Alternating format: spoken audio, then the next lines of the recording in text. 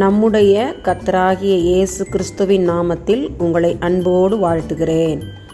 இன்று ஆண்டவர் நமக்கு தரும் அற்புத வார்த்தை சங்கீதம் 27:5. தீங்கு நாளில் அவர் என்னை தம்முடைய கூடாரத்தில் மறைத்து, என்னை தமது கூடார மறைவிலே ஒளித்து வைத்து, என்னை கன்மலையின் மேல் உயர்த்துவார்.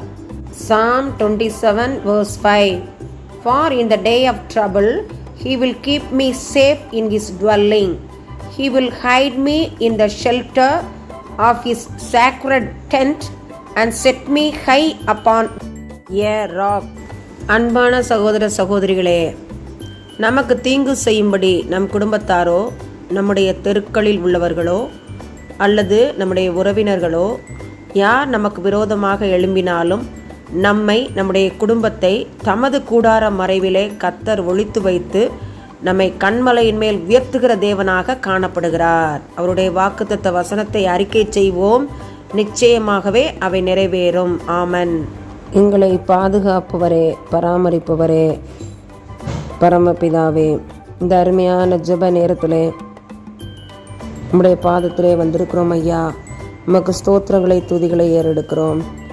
ஆண்டவரே, தேசத்திலே தேவையான இடத்தில் மாத்திரம் போதுமான அளவு மழை பெய்ய நம்முடைய சமூகத்தில் எங்களை தாழ்த்தி ஒப்புக் கொடுக்கிறோம். எங்களுடைய பாவங்கள், அக்கிரமங்கள், துரோகங்கள் நம்முடைய சந்நிதியை எட்டினவோ ஆண்டவரே, எங்களை மன்னியும் ஏற்றுக்கொள்ளும் ஆண்டவரே.